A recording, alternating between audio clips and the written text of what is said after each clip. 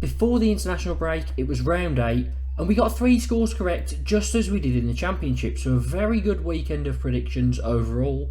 The 3 scores were Man United beating Brentford 2-1, obviously 2 stoppage time goals from Scott McTominay, getting them back into that one in all 3 points, so that really came out of nowhere. In the 90th minute, it looked impossible, but that one came through. Also, Brighton drawing 2-2 with Liverpool. And the last one was Wolves drawing 1-1 with Villa, which I think that was the most obvious one. Looking from the outside in, it just kind of looked like a draw because Wolves against Villa at Molineux tend to be quite good. It's one of those tight derbies. A 1-1 seemed like the right result, and it came in. So very happy with that. We're getting into these next predictions, and there's some cracking fixtures in here. So make sure to like and subscribe, and let's get into it. We start off with the Merseyside Derby. It's Liverpool against Everton, and this is an interesting one as I'd normally go for Liverpool at home against most people, but the fact that it's a Merseyside Derby, the fact that Liverpool haven't won in 2, Everton won their last game 3-0 against Bournemouth, so they'll be coming into this with confidence, and Calvert-Lewin is back and he is scoring a few goals for them, so they've got a striker that's capable of putting the ball back in the net. Everton have actually created a lot of chances this season. They've got a higher XG than Man City, which I couldn't really believe when I saw that, but they're creating the chances. They've now got someone to finish them. Liverpool don't have a great record in the early kickoffs after an international break, so I've got a feeling that Everton might sneak something here. Not a win because it's at Anfield, but I am going to go for a tightly contested Merseyside derby, 1-1. Bournemouth against Wolves is a massive clash near the bottom of the table. Bournemouth still haven't won a game. They are really struggling. And when you look at it, they lost 3-0 to Everton last time out. That, if you can lose 3-0 to Everton, you can lose 3-0 to anyone. So Everton aren't a great side in this league at all. But Bournemouth are just in a very bad moment. But it's Gary O'Neill here as the Wolves manager.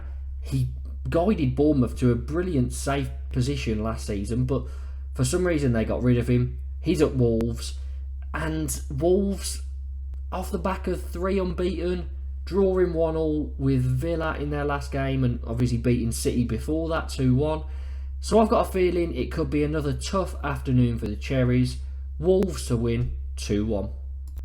Brentford against Burnley feels like a strange one because normally I back Brentford, but they haven't won in 6. They are really struggling, and they were 1-0 up against United before the international break, and they conceded 2 in stoppage time from Scott McTominay. So they really let that one go. They're really struggling to pick up many points. Burnley, they got a win against Luton and then lost to Chelsea. I don't know how to call this, so I'm going to sit on the fence and say 1-1. Man City against Brighton is a tough one to call because Man City have lost 3 domestic games in a row, which just does not happen. I don't think that's happened for over 5 years. 1 in the Carabao Cup and 2 in the league. Against Wolves 2-1 and then against Arsenal 1-0. A very important clash, and Arsenal got the upper hand thanks to a deflected Martinelli goal. But Man City, after the 4th minute, didn't really create anything. And that's one thing that seems to be lacking from this City side at the moment. Creative options, they're not making too many chances, and they've lost a few players that could do that or could chip in with goals. And now you look and there's not many players that have a good goal scoring ability. Brighton, off the back of that 6-1 loss to Villa, then drew 2-2 with Liverpool. So a good result there. They played well in that one. And I've got a feeling that Brighton will get something. I don't know whether it'll be a win. If they play how they normally were at the back end of last season, catching teams out, high energy, intensity, I think Brighton could do it. But I am going to go for a 1-1 draw because I can't see Man City losing 3 league games in a row.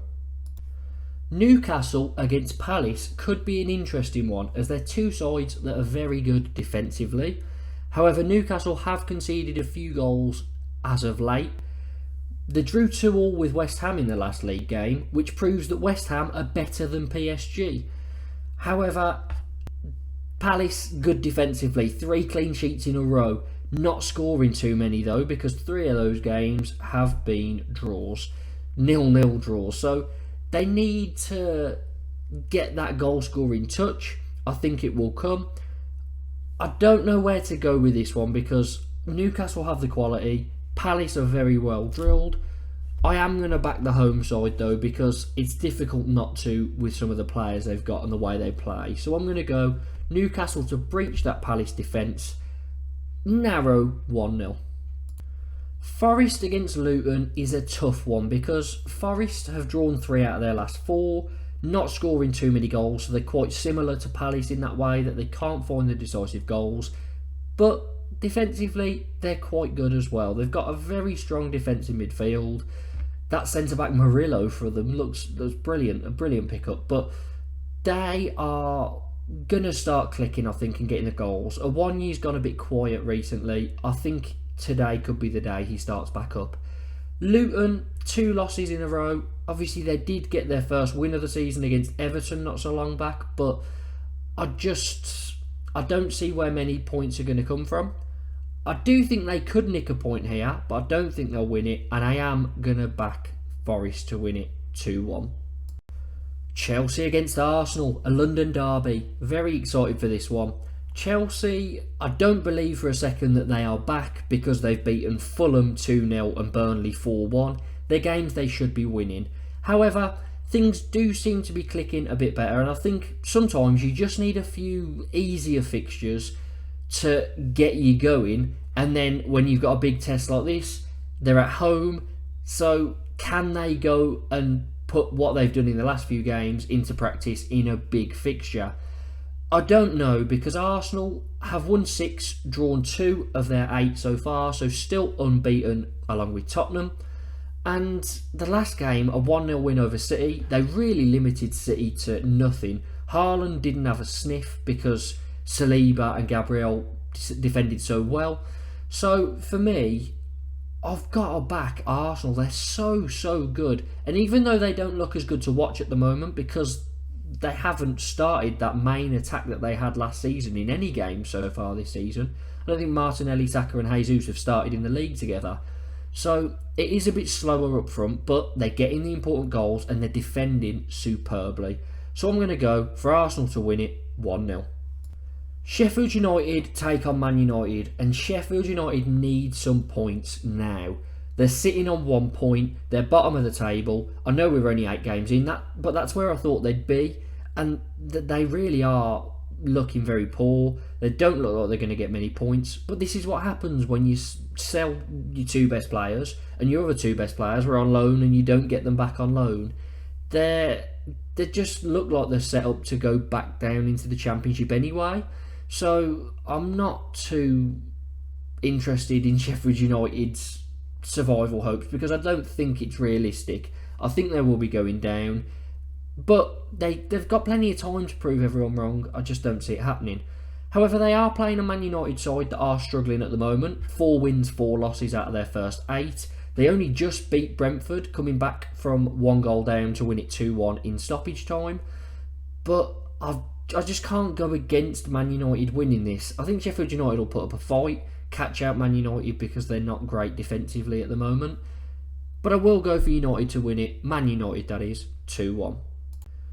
It's not a very super Sunday as there's only 1 game, but that 1 game does look like a brilliant fixture. Villa against West Ham. Both sides have had great starts to the season. Both only lost 2 games, but Villa's were against Newcastle and Liverpool, whilst West Ham's were against Man City and Liverpool, so tough fixtures, not really surprised that they've been lost. But other than that, they're both absolutely flying. They both drew their last games, Villa drawing 1-1 with Wolves, West Ham drawing 2-2 with Newcastle. So for this one, I think it's going to be such a tight one. Villa let in a few goals, but they've got that home record, winning 10 Premier League games at home in a row. That could continue, but I've got a feeling West Ham will be able to break that.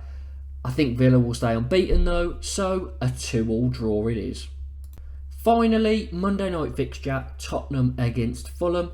Tottenham, top of the league, still unbeaten, along with Arsenal as the only 2 unbeaten sides. And they're having a really good start to the season. Maddison and Son are playing brilliantly. I do think, however, they lack depth. So if one of those players was to get injured, I can see the results dropping off. But Postecoglou picked up his second Manager of the Month award, so he's managed to get both. And Player of the Month, the first went to Maddison, the second went to Son. So it's a clean sweep for Spurs for the moment of Player and Manager of the Month in the Premier League. Brilliant start, didn't see it coming when Kane was sold especially, but can they realistically mount a title charge? I think the depth will make them struggle, but only time will tell. Fulham, very inconsistent, hard to get a read of. For that reason, I am going to back Spurs to win comfortably 2-0. So, those are my predictions for these Premier League fixtures. Get yours down in the comments, make sure to like and subscribe, and hopefully it's another exciting week of Premier League football.